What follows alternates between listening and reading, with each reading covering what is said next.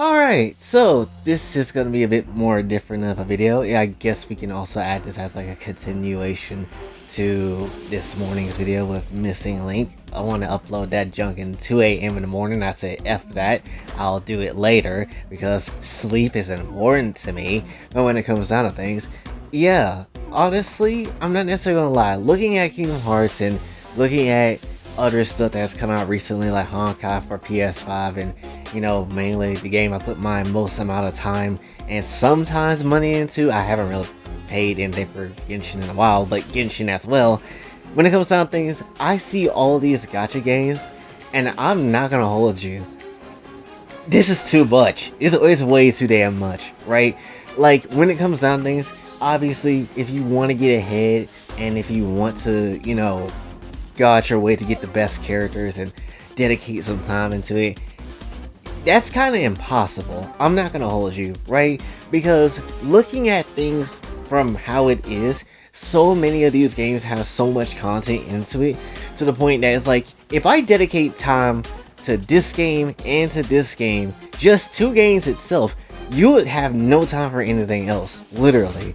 And that's just something that is unreasonable, right? It's like if you get into one gacha game, you stick with that one gacha game, or at least that is what it feels like to me, right?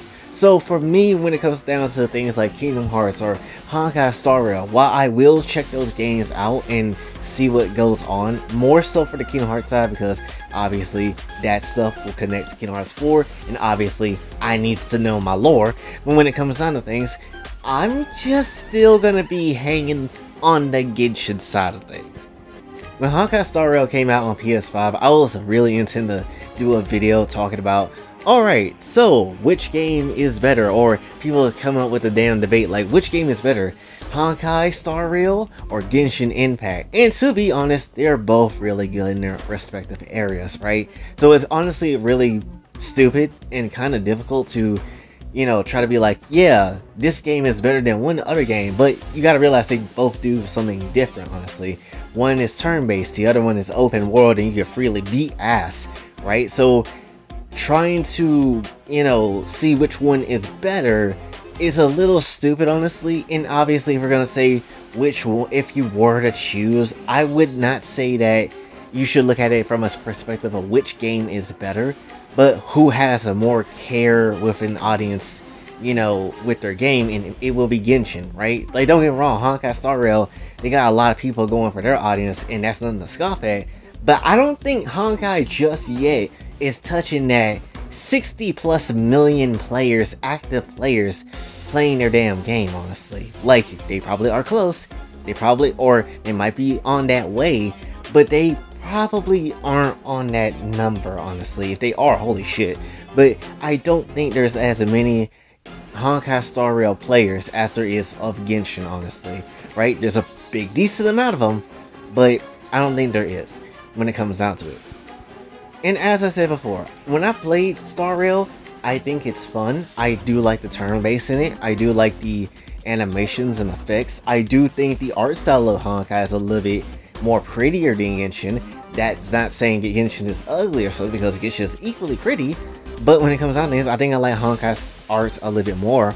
But when it comes down to things, still, again, I'm just gonna focus on the Genshin house of things, because it's the game I put most of my time, most of my money into, and well, I could spend it. And when it comes down to things, it's just something that's like, yeah, I give a shit about these characters way more than I do Star Rail, honestly. So if you're someone that's, going into Star Rail, you might have a nice time. You might think the opposite. And I've seen plenty of different content creators be like, Star Rail's where it's at. I'm stopping my Genshin content because this is Honkai Star Rail town, baby. And that's how you feel, that's perfectly fine. But to me, I'm way too invested into this story of this crazy ass land of gods and all these other things, and yet you have something of Star Rail, which is a little, different, honestly. And it's not bad different, but it's like, it's a little, I guess, I feel like I don't know why, I just feel like Star Rail to me feels a little bit restrictive, maybe, in terms of gameplay, because I'm decent when it comes to turn-based. Like, I don't mind turn-based. I like Final Fantasy 13 too. I liked Persona 5. I don't mind Persona games. So I don't mind turn-based, and I do like the turn-based in Star Rail, obviously. But when it comes down to things, I just like the freedom that Genshin has a bit more, and I'm more prone to open world games personally. So that's just, for me, I like it on Genshin side a little bit more, right? Again, do games, both of them games do something different and do something better than another? Yes, obviously. But I prefer the more so the care with Genshin than I do with Star Rail. And again, when it comes down to, and let's expand this a little bit more, when it comes to something of Kingdom Hearts' nature, I'm gonna give a shit about Kingdom Hearts, obviously. It's again, one of my favorite games of all times. So of course I'm gonna give a shit about Missing Link and want to know the lore and all the stuff that's there. I mean, come on now. We talk about the astral plane that's now in existence of Kingdom Hearts, where we have something in existence and non-existence. And for my people that only is caring about the channel, honestly, and for people that actually knows about Kakatsu's story, I'm not gonna hold you. When I read that line about the existence and non-existence, I'm like, do I have Nomura brain? Because why was I thinking about that type of shit for my own damn story? I ain't gonna go into I ain't gonna go into a spoiler or anything, but I've been thinking about the idea of doing something with those two concepts for a while now. So the fact that, this is just popped up here, it's just like, I can't even get mad. This shit is funny. So if you're curious about that, you'll have to pay attention to the story as time goes on. But when it comes down to things though, yeah, I'm curious as hell about that lore. I want to know more about what this astral plane does. I want to know more about how this connects, honestly. Obviously it does, because if we talk about non-existence, that means we have to talk about unreality, which means quadratum, which means Sora is there. And that's obviously leading into Cage 4. So of course I'm excited to learn about the lore. Am I going to play the game? That's a different story, because one, my phone is shit, so no. And then two, when it comes down to things, I tried playing Union Cross, and I could not, for some reason, just, really get past certain points. And plus, at the time I was in high school and I didn't have internet, so I didn't really get to play. And then my phone, anytime I had the time and internet, the storage was never really good. So I kind of never really had the opportunity, true, and chance to do it. And then you needed the money to get better medals and stuff like that, because the game really didn't give you medals for shit, honestly. And it's brutal, honestly. So yeah, it's a little bit more brutal. That's why I'm so happy that something like Genshin does exist, and was the first one one of the first games to kind of do it, where if you want to play free to play, you can get equal good amount of shit for free to play. If you want to pay for your game, you can pay for your game, but at least you're not being like handicapped because you decide not to spend any money on this game. You're getting shit for this game, and you're going to be able to do it. Same thing with Star Rail, even more so. You get a lot of shit for Star Rail to pull your characters, to pull for weapons, or whatever you get to pull for when it comes to that game. I'm not still completely sure what you get to pull for, but nonetheless, you get good options and good stuff when it comes to it. Something that Kingdom Hearts obviously lacks in this type of mobile market and stuff like that. They probably will never do something like that, which is unfortunate. So obviously, if I was already going to tell you gameplay wise, of like how it functions and stuff like that, of systems, I would say Genshin and Honkai have it right all the way. There's some parts of it where it sucks, obviously, but there's parts of it where it's pretty damn good. Because just off of free to play alone, because I haven't really paid for that $5 like 90 like primo gems, for a single month for each day type of thing. I haven't paid for that in like a while, honestly. So when it comes down to things, I really can get like a lot of stuff for the intertwined fake crystals, so you can at least pull for the new 5 stars and stuff like that. I've been always having the time and chances to get it every single time, because I didn't pay any money to the game. I just explored, been patient with the game, and try to learn what the hell's going on and get rewarded for the efforts of the game. The game is being fair with you, honestly. I have currently 71 fake crystals for Farina, because I want that hoe immediately.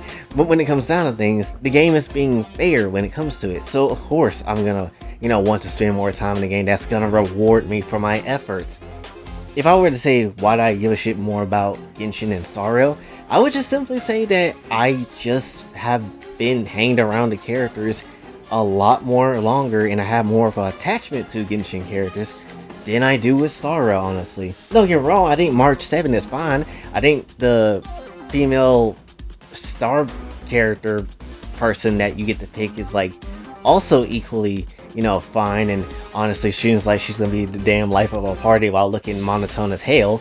But when it comes down to things, I just like Genshin a bit more. It just is what it is, despite all the crazy stuff that people might say about the game or might go about when it comes to the community. I just still give a shit about Genshin just a lot more. It's just my roundhouse when it comes down to things, honestly. So, and that's just a personal preference. It doesn't have to be your preference. It doesn't have to be anybody else's. It's just mine when it comes to it, right? I'm gonna care for Kingdom Hearts Missing Link because of the lore and the overall narrative of Kingdom Hearts, right? It's not a mobile game as a whole. It's just this one game. And then obviously I'm gonna give a shit about Genshin because everything got me hooked to it. So of course, and when the time comes for Star Rail, when I just do kind of play it occasionally, I'm gonna care for Star Rail at some point in time, just not as much as the other games. And I'll play it whenever I get to it. That's just kind of how I feel, right? So it's about balancing things out, honestly, right? For Kingdom Hearts, I'm probably just gonna watch the cutscenes on YouTube when they actually get the, you know, updates and whatever for the stories and all that sort of stuff. So we'll have that. Then obviously when it comes down to Genshin, I'm obviously playing that. And then when it comes to Star Rail, I'll just get to it when I get to it, honestly, right? But as far as I'm concerned, Genshin is like the main gacha game that I'm gonna play, right? Probably until the game is pretty much damn near done, honestly, if they decide to end the game at Conora. But who knows, honestly. So yeah, that is essentially how I feel about gacha games, right? It's a lot of work and time to put into those, but if you do put time into them, definitely figure out a way how you can play what you want, but also at the same time, if you want to get into another one, be careful with your time, because you know, you got other things you could do. Like, I don't know, you have a project that you might want to finish, you'll finish that project or do something with that, then come back to play. Or you got something with family matters or work or something like that. The game will always hopefully be there, but when it comes down to things, you know, you just gotta balance your time out. That's really what it comes down to. So instead of comparing these damn games, just pick what game you like to play. Just enjoy that game, despite, you know, no matter what happens, honestly. And if you just want to go to another game and dedicate all your time to another gacha game, go for it, honestly. Like hell, people still play Honkai Star Impact, you know? People still play that game, and that's a whole, basically it's a new ass game kinda when it comes down to things. But when it's said and done, it's just your choice. Don't need to compare all these damn games. They're all working under this, somewhat working under the same umbrella, at least Honkai and Genshin is. When it comes down to things, just spend the time with what you want to spend your time on, and just have fun with that shit. At the end of the day, that's all you can do. So yeah, when it comes down to things, that's again all I really wanted to say for this one. So hopefully you do enjoy. If you did, be sure to like, share, subscribe, hit the bell notification on your way out. Also follow me on Patreon, because I don't have one. We're gonna figure something out about that shit though at some point. And then also be sure to donate to Patreon, because I needs. And when it comes on things, hopefully you had a nice day. And until then, it's your boy Jay, sign off. Have a blessed day.